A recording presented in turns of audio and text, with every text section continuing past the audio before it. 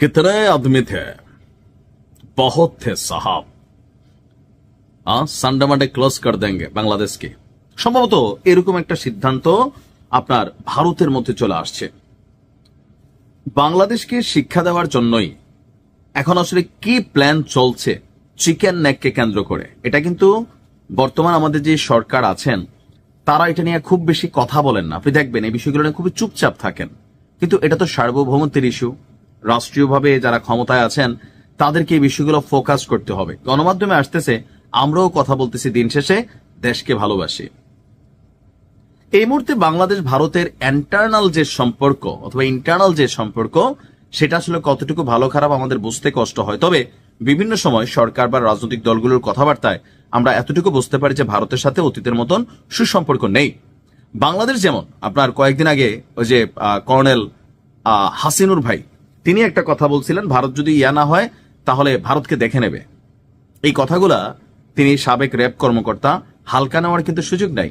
তিনি যখন এই কথা বলছেন কোথাও না কোথাও ভারত তো কনসার্ন করে।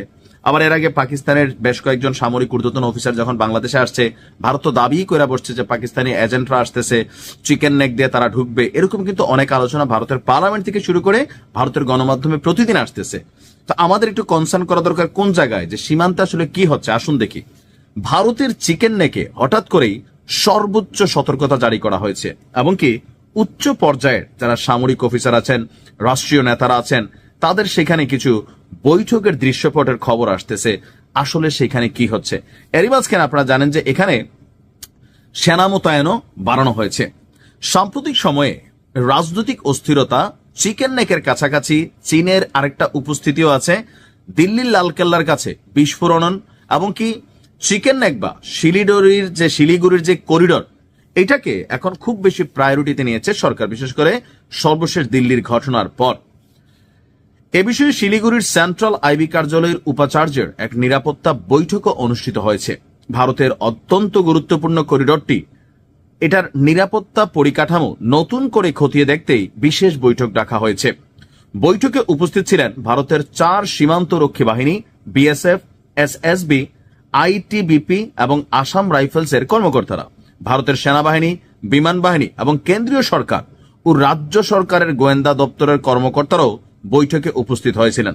এছাড়া আর্মি ইন্টেলিজেন্স, কেন্দ্রীয় রেল পুলিশ, আরপিএফ এবং রাজ্য রেল পুলিশ, জিআরপিও, সেন্ট্রাল ইন্ডাস্ট্রিয়াল সিকিউরিটি ফোর্স বা সিআইএসএফ, বর্ডার রোড অর্গানাইজেশন, কেন্দ্রীয় সড়ক দপ্তর, এশিয়ান হাইওয়ে কর্তৃপক্ষ, রাজ্য পুলিশের উচ্চপদস্থ কর্মকর্তারা। নাম পড়তে পড়তে আমি যেমন বেহোশ হয়েছি, বুঝতেই পারছি এটা কত গুরুত্বপূর্ণ একটা বৈঠক করেছে।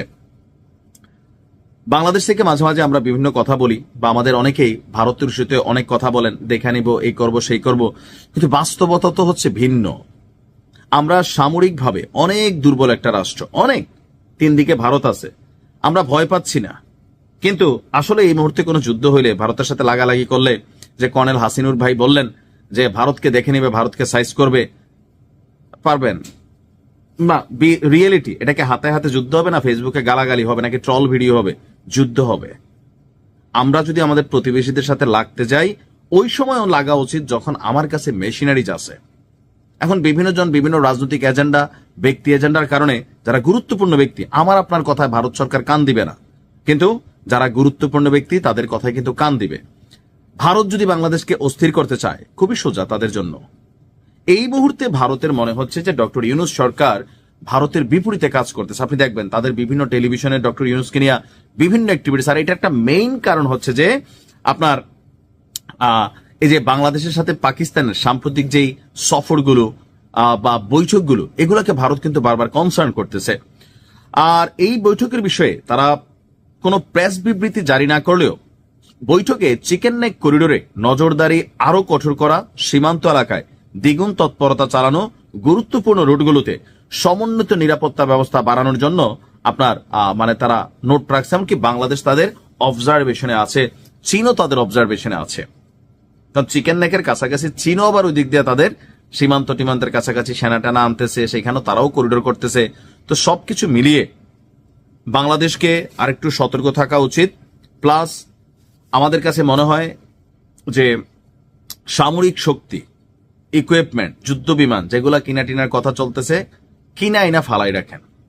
থাকে না যে আছে ভান্ডারের মধ্যে আছে একটা মানসিক শান্তি বা আমরা পাই। এখন ধরেন ওই যে আমি এখন যদি বলি ভারতের এই করে ফেলো, আপনারা অনেকে খুশি হবেন, কিন্তু আপনার বুঝতে হবে একটা এলএনজি মেশিনের সামনে একটা বাঁশের লাঠির যোগ্যতা কতটুকু।